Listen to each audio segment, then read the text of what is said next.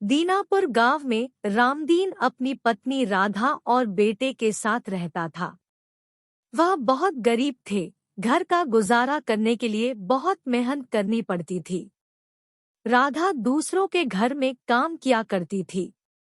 राधा माँ दुर्गा की बहुत बड़ी भक्त थी। दिन रात पूजा करती रहती। कुछ दिनों में माँ के नवरात्रे आने वाले थे। राधा माँ से कहती है, माँ, इस बार मैं तेरी कंजका कैसे बिठाऊंगी? मेरे पास तो खाने के लिए भी पैसे नहीं है। किस तरह तेरी कन्याओं के लिए प्रसाद का इंतजाम कर पाऊंगी? मैं जंगल जा रहा हूँ, देखता हूँ वहाँ से कुछ लकड़ी मिल जाए तो उसे बेचकर आज के खाने का इंतजाम हो जाए। बच्चों ने भी कुछ नहीं खाया। फिर रामदीन जंगल की ओर चला जाता है। हे माँ, मैं कब तक ऐसे ही अपने बच्चों का मुंह देखूंगी? उनको कब पूरे पेट खाना मिलेगा? मैंने पिछले जन्म में क्या पाप किए थे जिसकी सजा इस जन्म में भोग रही हूँ? राधा कितनी भी परेशान होती मगर माँ की पूजा करनी नहीं भूलती। हमेशा सुबह शाम माँ की पूजा किया करती। कुछ दिनों में नवरात्रि आ गई। अब राधा को ज्यादा चिंता होने लगी। हे माँ, मेरे ऊपर कृपा करो।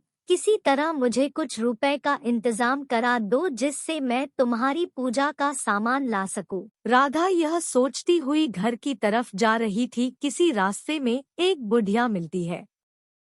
बेटी, मुझे कुछ खाने को दे दो, मैंने सुबह से कुछ नहीं खाया। माँ, ये खा लो, ये मुझे मेरी मालकिन ने दिया है। जो खाना बच जाता है कभी कभी मेरी मालकिन मुझे दे देती है। बेटी, ये खाना अगर मुझे दे देगी तो तेरे बच्चे क्या खाएंगे? अम्मा, नवरात्रे चल रहे हैं, मेरा तो व्रत है। और रही मेरे बच्चों की बात, मेरी माता है, वो उनका भी पूरा कर देगी। बेटी, बहुत मानती हो माँ को। हाँ अम्मा, वो तो मेरे रोम रोम में बसी है। माता पर इतना विश्वास देखकर बुढ़िया कहती है, अरे नहीं, मैं तो ऐसे ही कह रही थी। मगर एक बात बता, तू इतना परेशान क्यों लग रही है? अम्मा, माँ की अष्टमी आने वाले हैं। क्या करूँ? मेरे पास उनकी पूजा के लिए कुछ भी नहीं है। मैं कहाँ से सामान लाऊंगी? क्या करूँगी समझ में नहीं आ रहा। बेटी, एक काम कर, मेरे पास 50 रुपए है, ये ले ले। मुझे एक अमीर आदमी ने दिए थे।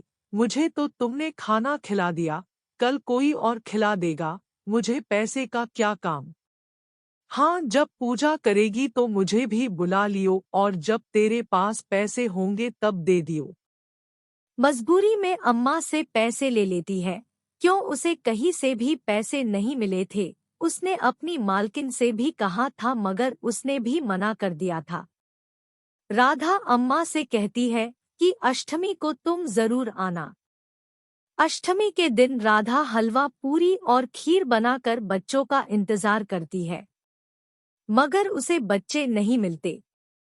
थोड़ी देर में एक कन्या आकर कहती है, मुझे भूख लग रही है, कुछ खाने को दो। हाँ क्यों नहीं, थोड़ी देर बैठो, अभी और भी कन्या आ रही है। नहीं, मुझे अभी दो, मैं बहुत भूखी हूँ। अरे अम्मा आओ, बहुत अच्छा किया तुम आ गई। देखो ना, आज कन्याएं कितनी बिजी है कि मेरे यहाँ कोई भी नहीं आ रहा। सिर्फ एक ये कन्या आई है जो कह रही है मुझे खाना दो। मैंने कहा कि थोड़ी देर रुक जाओ मगर ये जिद कर रही है कि अभी दो। अब तुम ही बताओ, मैं पूरी कन्या होने से पहले इसे कैसे खाना दे दूं? बेटी, तुमने माँ को भोग लगा दिया ना? हाँ अम्मा, लगा दिया। तो दे दे इस कन्या को, शायद यह देवी का रूप हो। राधा कुछ सोचती है, फिर उस कन्या को बिठाकर बड़े प्यार से भोजन कराती है और कहती है, माता, आज मेरे यहाँ आप ही आई है, भूखी भी है, इसलिए मुझे माफ करना।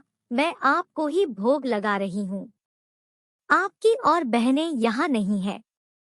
इतना कहते ही वो छोटी बच्ची माता का रूप ले लेती है और कहती है, राधा, ये जो बुढ़िया है वो भी मेरी बहन है।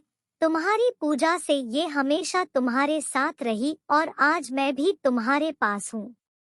मैं जानती हूँ तुम मेरी बहुत बड़ी भक्त हो, मेरी पूजा दिन रात करती हो, इसलिए मैं तुमसे बहुत प्रसन्न हूँ। आज मैं तुम्हें अपना वो रूप दिखाती हूँ जिसे देखने के लिए देवता भी इंतजार करते हैं।